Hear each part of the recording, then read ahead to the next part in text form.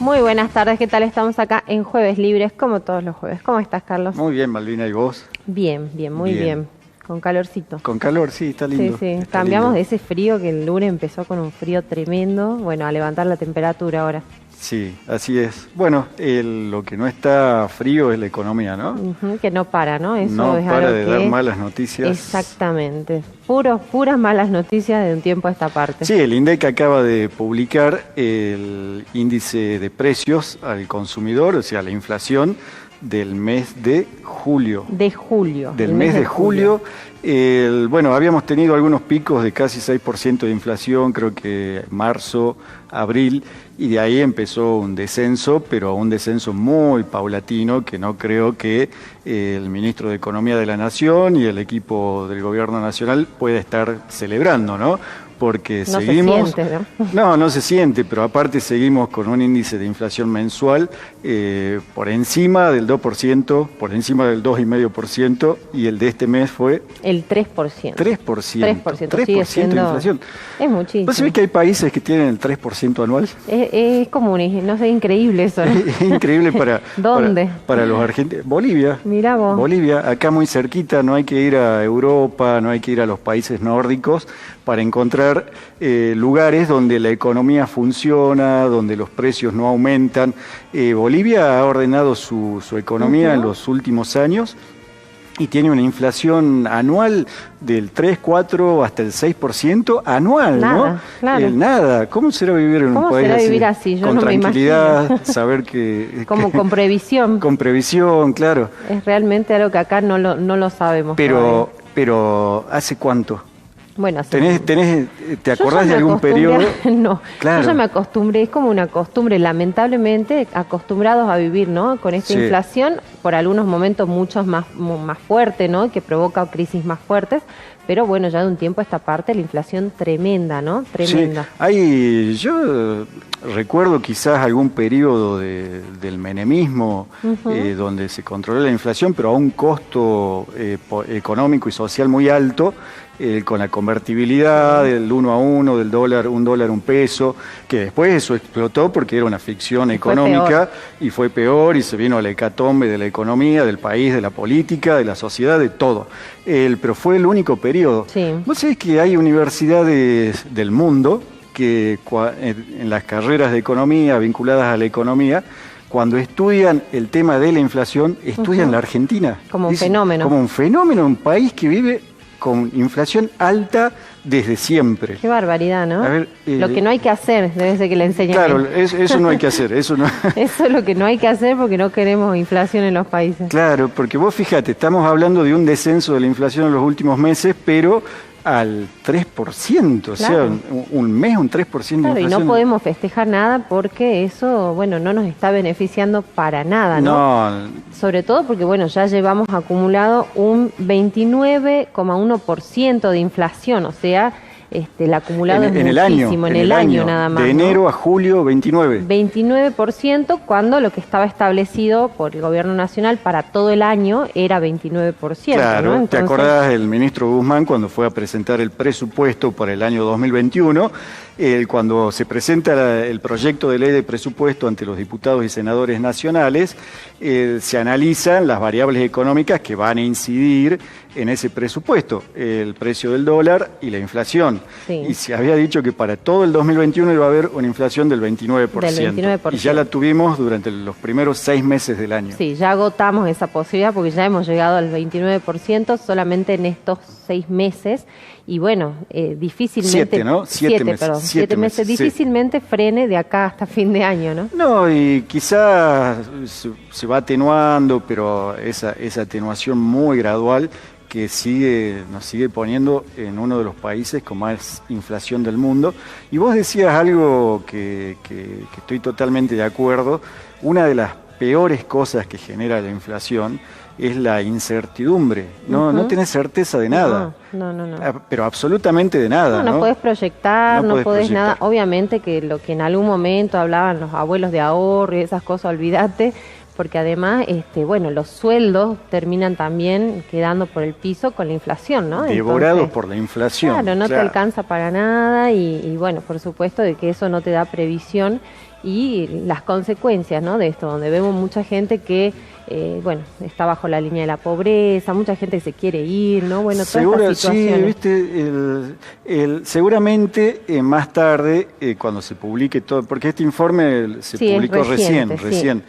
Más tarde, cuando se publique todo el informe, vamos a tener los datos de los tristes datos, ¿no?, que golpean tanto, de cuánto tiene que tener de ingreso una familia en la Argentina para no ser pobre y cuánto tiene que tener de ingresos una familia para no ser indigente. Estamos hablando de un análisis económico sobre la base de una familia tipo, ¿no?, de 2 adultos y 2 menores.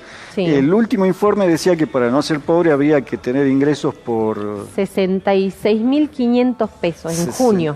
En junio, 66.500 pesos. Bueno, si aumentó un 3% el índice de precios al consumidor, va a aumentar esos 66.000 pesos y vamos a andar cerca de los 70.000, alrededor de los 70.000. Eso hay que ganar para no ser pobre. Eso hay que ganar para no ser pobre, una familia tipo, ¿no? Y creo que para no ser indigente también ya estábamos hablando de por lo menos 35.000 pesos. Claro, o sea, para comer, porque indigente, la línea de indigencia se traza entre aquellas personas que pueden comer todos los días y aquellos que no pueden comer todos los días.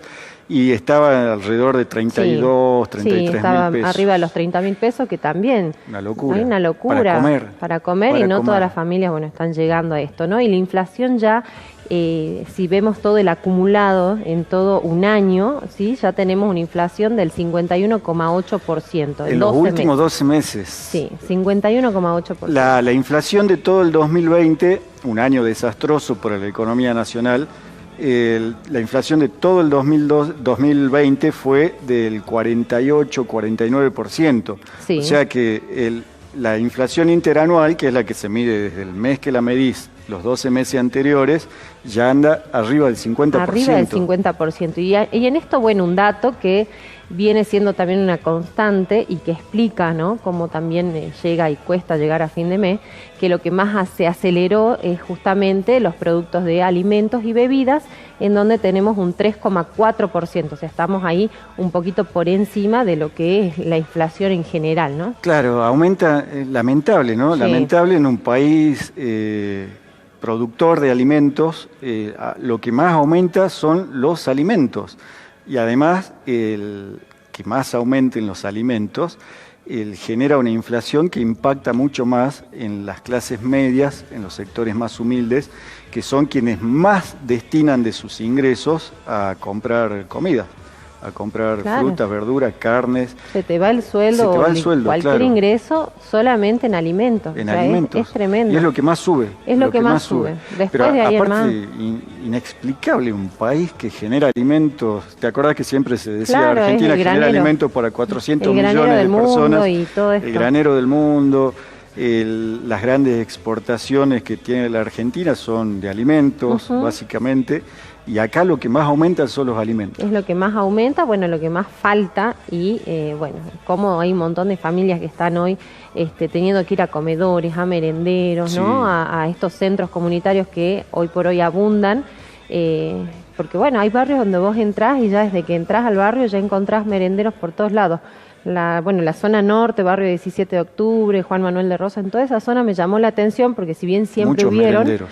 Ahora hay un montón y una por manzana, te diría, ¿no? O sea, bueno, tiene que ver con esto de que también a mucha gente le facilita organizarse entre más vecinos y comer, ¿no? Porque si no es imposible, muy, muy triste el tema. No, tremendo. Bueno, vinculado a esto, a la situación económica, antes de ayer, un organismo oficial, la Secretaría de Políticas Sociales de la Nación, ha presentado un informe que elabora semestralmente sobre pobreza. Sí. El INDEC también elabora un informe y una estadística sobre pobreza, ¿no? En base a esto que decíamos recién, la inflación, el costo de la canasta básica total, el costo de la canasta básica alimentaria, el INDEC traza una línea y dice, quienes ganan menos de 66.000 pesos están por debajo de la línea de pobreza y quienes ganan menos de 32.000 pesos están debajo de la línea de indigencia. Esa es una forma de medir la pobreza. Se llama medición por ingresos. El que gana menos de es pobre o es indigente. Hay otras formas también de medir la pobreza que tienen que ver con un estudio más intensivo, más abarcativo, no solo los ingresos de una familia, sino también si tiene acceso a la educación, a servicios públicos, vivienda, el tipo de vivienda que tiene. Y se ha elaborado un informe, se ha publicado en estos días, que golpea muy fuerte, ¿no? Así es, golpea muy fuerte y los datos son, bueno, mucho más crudos de los que veníamos viendo con el INDEC. ¿Por qué? Porque también como efecto, ¿no?, de la pandemia y toda la situación que ya se venía viviendo, se habla de que casi el 50% de la población está bajo la línea de pobreza. O sea, es un dato tremendo, ¿no? La mitad de la población. La mitad de la población. Muchísimo. Desde un punto de vista multidimensional, o sea, dejando de lado los ingresos y analizando otras cuestiones como el trabajo, si tiene trabajo formal, informal, si tiene una vivienda de determinadas características, si tiene baño, si viven 1, 2, 10 o 20 personas en el mismo terreno. Todo eso se elabora este índice de pobreza que dice que la mitad de los argentinos están debajo de la línea de pobreza. Y esto era a fines del 2020. O sea, el segundo semestre del año pasado. O sea lo que falta ver todo este año todavía, sí, ¿no? Todo este primer mitad de año y bueno, lo que falta todavía. Y el INDEC para el mismo periodo, no es que esté mal lo del INDEC, ¿no es cierto?, sino que el INDEC mide otra forma de pobreza que es por ingresos. El INDEC dice que en ese mismo periodo había un 42% de pobres. Así 42%, y este informe de otro organismo oficial dice que hay un 50% de pobreza en la Argentina.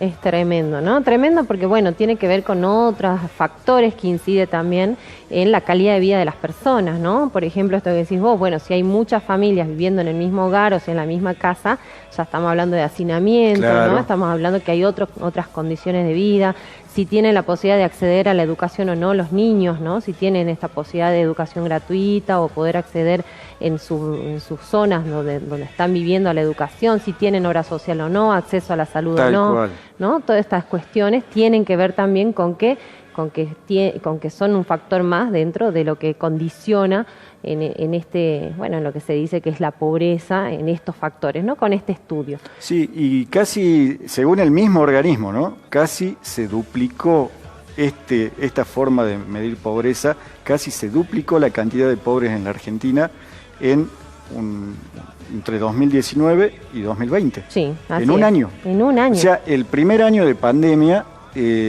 mandó debajo de la línea de pobreza, según esta forma de medir la pobreza, a casi el 25% de la población. Es tremendo. Uno de cada 4 argentinos cayó debajo de la línea de pobreza durante el primer año de pandemia. Así es. Bueno, esto explica, ¿no?, lo que uno ve en el día a día. Sí, se lo ve. ¿No? Lo vemos en las calles, se ve cada vez más chicos pidiendo en las esquinas, en los semáforos. En las calles de Buenos Aires, ni hablar durmiendo en las calles, ¿no? Sí, familias enteras. Bueno, mucho en cuanto a lo que ha sido la pandemia y la desocupación, que es lo que lleva a que estas familias queden desprotegidas y que muchas de ellas no han podido volver a encontrar un trabajo, ¿no? No hay un norte, ¿no? No hay por dónde salir, cuándo, cómo, muy difícil todo. Hay que insistir con las políticas de generación de créditos para los emprendedores, la conformación de banquitos de microcréditos. Hay que ayudar a los emprendedores porque muchos de estos argentinos y de estas argentinas que se han quedado sin trabajo y han caído debajo de la línea de pobreza, lógicamente no se quedan de brazos cruzados en la casa, la siguen peleando, siguen tratando de salir adelante y se han hecho emprendedores. ¿De qué? De lo que sea. De lo que sea. Hoy y hay que ayudarlos. Hay que ayudarlos porque además justamente no tienen posibilidad de ayuda de un crédito, de algún financiamiento de parte de los bancos tradicionales, digamos, ¿no? Es imposible, hoy me cruzaba... no califica. No califica, me cruzaba con un chico que vende jugo ahí en el centro, en su barquito de madera, muy lindo, muy bien puesto, y me decía, ¿no? Me vendría bárbaro poder acceder a estos créditos que pueda dar un banquito, porque la verdad es que no califico en ningún lado. Y si ya quiero seguir creciendo, porque ya pude hacer medianamente una producción y ya le quiero dar trabajo a otra persona, dice, es imposible porque no tengo las herramientas necesarias. No tiene quien lo ayude. No hay quien los ayude, y esto es algo fundamental para que podamos atravesar todo esto que decimos, que además no tenemos un norte, no tenemos una previsión, ¿no? De cuándo. No es que se va a generar de repente ya trabajo en fábricas, en empresas grandes, porque no se ve eso todavía. No, porque el crecimiento de la economía se da muy paulatino, muy a largo plazo. Según muchos analistas, para que la economía vuelva a estar como antes de la pandemia, que ya estábamos mal, van a pasar 1 o 2 años más. O sea, hasta que se ponga en marcha toda la economía argentina y se genere empleo y todo eso, va a llevar un tiempo, y mientras tanto el Estado, los gobiernos tienen que estar ayudando a los emprendedores, a las emprendedoras, que son quienes han tenido que salir a la fuerza a hacer algo. Y mucha gente mayor que ha quedado sin trabajo, ¿no? ¿Cómo vuelve a insertarse? Claro, y es difícil, porque además ya convengamos que también cuando se abre algún tipo de puesto de trabajo, bueno, se va un poco más a, qué sé yo, menores de 40, ¿no? Pero mucha gente, mayores de 50, que te dicen, yo hacía tal actividad, tal changuita, hoy no estoy teniendo trabajo, y bueno, quiero vender lo que yo produzco, pero ¿cómo lo hacen, no? Entonces, la verdad que sí, hay que pensar en este tipo de incentivación para que mucha gente pueda ver la manera de salir adelante, porque además es el único ingreso que tienen. Así es. ¿No? Bueno, Malvina, el domingo elecciones provinciales, se eligen todos los cargos legislativos, senador, en el departamento capital se elige senador, diputados, concejales, además convencionales constituyentes. Así es. Y se está eligiendo, bueno, esto en Salta Capital también se está eligiendo en intendente, ¿no? En Aguaray. En Aguaray. En Aguaray, intendente, el único municipio de la provincia en la que se elige intendente. En todo el resto de la provincia se eligen convencionales constituyentes y legisladores, concejales, diputados, senadores. En algunos departamentos todos, en otros una parte nomás. Elecciones obligatorias. Obligatorias, ¿no? El domingo. No son las PASO, porque hay gente que estaba preguntando. Es son final las ya, finales, las elecciones generales ya, digamos. Elección en un contexto muy difícil, en un año muy difícil, muy triste, muy duro para muchísimas familias, esto que estamos hablando, el aumento de la pobreza, de la indigencia, el aumento de la desocupación, un contexto muy, muy difícil para las elecciones, pero bueno, ahí está la oportunidad de ir y elegir a quienes nos van a representar en la legislatura, en el Consejo Deliberante. Es algo importante, no hay que dejarlo pasar. Sí, no hay que dejarlo pasar. Sabemos que el único momento en el que podemos elegir y podemos dar nuestra opinión, ¿no? Para que veamos quiénes nos representan, es justamente en las elecciones. Y bueno, tengamos esa posibilidad de ir y elegir gente que haga cosas, ¿no? ¿Qué vas a hacer, Malvina? ¿Yo qué voy a hacer? Bueno, yo quiero trabajar profundamente con los emprendedores y emprendedoras, por eso justamente esta propuesta del Banco Municipal de Microcrédito, seguir trabajando con las mujeres, apoyar esta iniciativa de que impulsemos más jardines y guarderías maternales gratuitos para las mujeres. Así que bueno, todo el trabajo que ya se viene haciendo... Por eso sos candidata a concejal. Por eso soy candidata a concejal, así es. Con tu amigo Emiliano Durán, mi amigo de la casa. El Vitín. Y Vitín, también otro amigo de la casa. Sí. Estamos ahí con ellos, bueno, la única mujer acompañando esta lista de Emiliano Durán soy yo, así que pueden encontrarnos el domingo en la lista 224 por Primero Salta.